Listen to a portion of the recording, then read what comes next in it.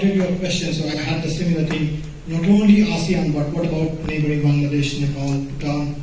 How does the Seven Sisters fit into the Look East doctrine, and will Britain benefit from it? Thank you, sir. Thank you for giving me the opportunity. There was, of course, Manoj Haji is from Bihar, and that is also, I consider, a part of the East.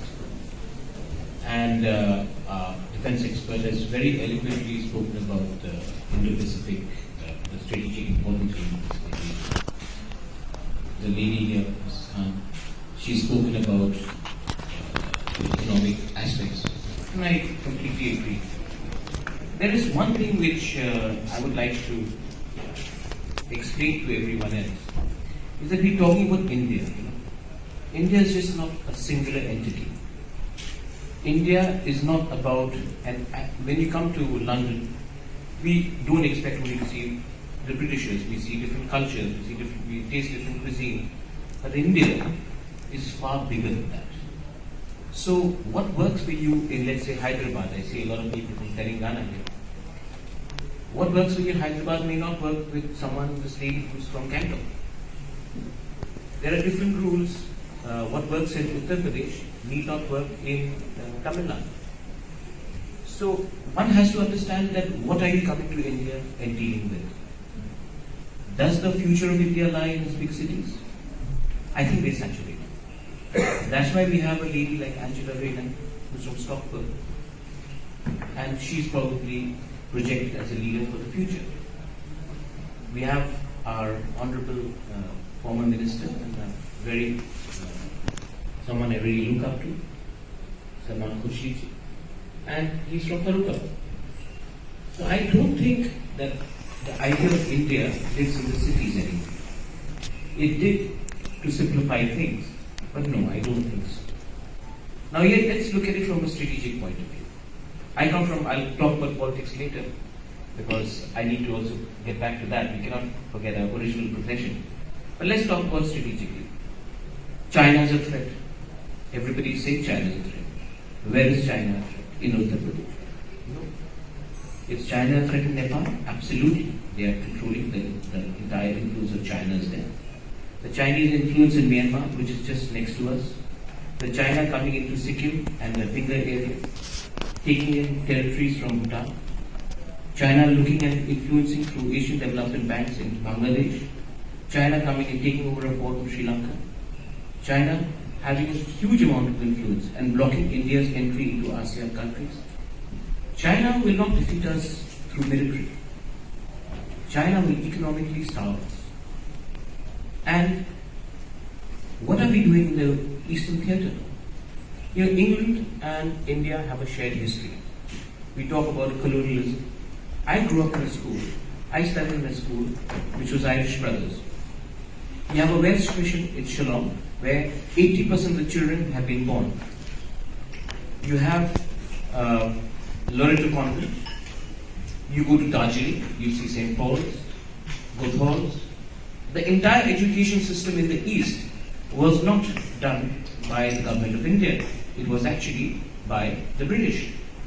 The health system in many parts of the East have been actually created by the missionaries who are also British. So to say that just because somebody in Madhya Pradesh is uncomfortable with the idea of British colonialism does not mean that it actually affects us in the Northeast. The Northeast thinks differently. We in the Northeast are actually asking for a separate time zone from the rest of India because we would like to go with the Assam tea time because the sun rises a lot earlier. So for productivity issues, we want a separate time zone. So to completely say that India is this, and because the national media's obsession, and Manoj, how we would the national media's obsession with what is happening in New Delhi, or what's happening in Mumbai, or what's happening in Bangalore, does not mean that a person from Bhagalpur, or a person from Tripura, or a person from Meghalaya or Mizoram have a lesser life. And the justification that I hear is, oh, but your population is so less. I'll give you an example. This election, can I have a mic? वो कहते हैं ना कि mic बंद करने से आवाज बंद नहीं होती, अमिताभ बच्चन ने कहते. So the entire obsession. So I'll give you an example of the recent election which happened in Goa. Goa's population is smaller than that of Manipur, but all the national TVs were in Goa. They have lesser amount of legislative seats, but they were all in Goa, and they cover Goa more than Manipur. So it is not about population. It's about how connected you are with another part of India. I'm very happy that I'm sharing the stage here with Manoj Haji. My sister is married in Dumrao. We have a long history with Darbhanga. And we've actually, there was a time when everybody said, oh, Bihar, Gunda Raj. Are you to Bihari? You know how much it does to hurt the conscience of an individual in that area? So I would urge Britain, England, you have a deep connection with our part of the world. And kindly do not ignore that. When you talk about trade need not be only manufacturing jets. Our region is pristine with mountains, rivers. Why don't you look at tourism? You will not be able to compete with a Taj or a ITC in Bombay or Delhi. But you could look at tourism in our part of the world. You could look at agriculture. You could look at trade. There is a road from Manipur which goes all the way up to Thailand. Who built that road? It was not us. It was definitely not Nitin Gadkari. It was General Stilwell. It is still there. These routes need to be explored. Linkages to Bangladesh. We all look upon Bangladesh, some people even call them through different names, which I will not say here. Bangladesh's economy is growing far faster than ours. In fact, their output is far more than ours. Can we ignore such a big population? Can we identify a population purely on the basis of how they look, what they speak, or which religion they preach? No. So if India needs to actually come up in the global forefront, India will need to get away from this national state politics. Yes, there was a time when we needed to assert ourselves. Shashi Tharoor has done it many times in the British Parliament and all that. But beyond the rhetoric, there has to be productivity. What is that productivity?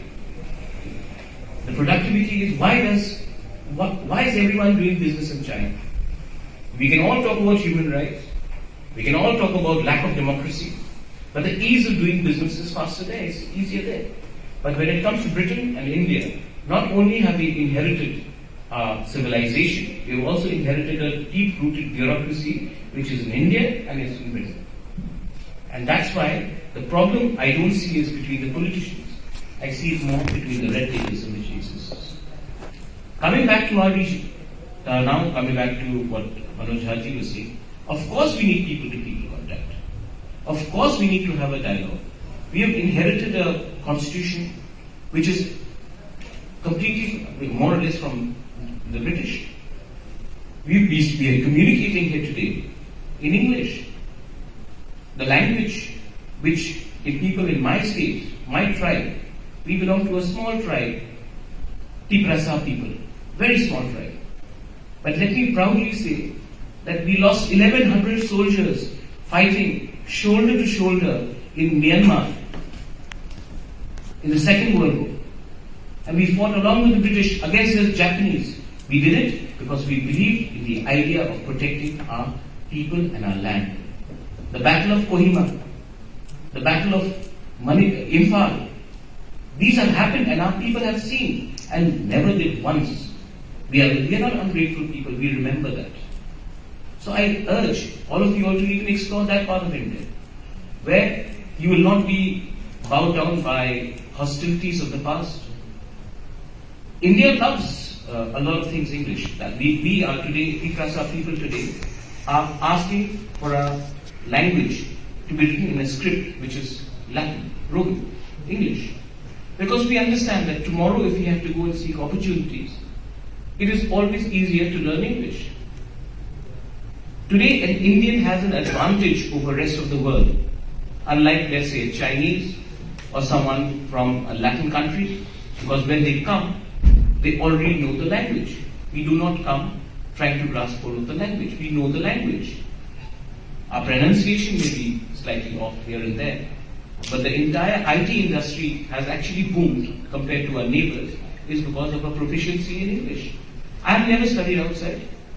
I've never gone to Oxford, Cambridge. I've never studied in Delhi. I've never studied in Bombay, Mumbai. I've studied in Northeast. But I think my English is pretty alright for you all to understand what I'm saying. So, education is another area where I think that you all should look into it. Quality education. Healthcare. You already have a legacy of healthcare in our part of the world. Healthcare is again, when Manoj Jhanti says, people-to-people contact. What is the biggest contact? Healthcare. Healthcare can move, shape and move wonders in this world. Healthcare is something you should look at. Tourism is something you should look at. Because tourism is not only about building hospitals, sustainable tourism is something you should look at. Energy. Climate change. We all worry about climate change. We are rich in resources. But we do not want to engage in mining. We do not want to engage in coal mining, limestone mining. We do not want to deplete our resources, our nature. So how about looking at green energy? Green energy is something because, again, while Northeast is rich in its rivers, we are bound by only a chicken's neck. Again, someone from Sikkim would be able to let you understand that. It's a chicken's neck. And while we are resource rich, we need clean energy. Our transmission lines don't come when there is an avalanche, or when there is an earthquake, or there is a landslide, there rains, storms. We don't have electricity for 5-6 days. How about having captive power plants? How about having green energy where we do not need to depend on a transmission line? So these are areas that I urge the West, the British, the English, should look at that. And please come to our part of the world. I have not come here to pitch about the rest of India. There are many more capable people here who will pitch about the rest of the country. What I've come here is to pitch about my part of the country, and we love our country. But we want you to explore something where there will be less hostility, there is direct land links. With the Chittagong Hill Port, you have a direct port link, and come with English, come with the language education, come with healthcare, come with tourism, come with green energy, and we will be more than happy to accept you with welcoming arms. We have done it before, and we will do it again. And that is a commitment that we can give you, and this is a commitment which will remain. It has remained for centuries, and it will remain for the decades to come. But you have to take the first step. Well, I come back. Thank you.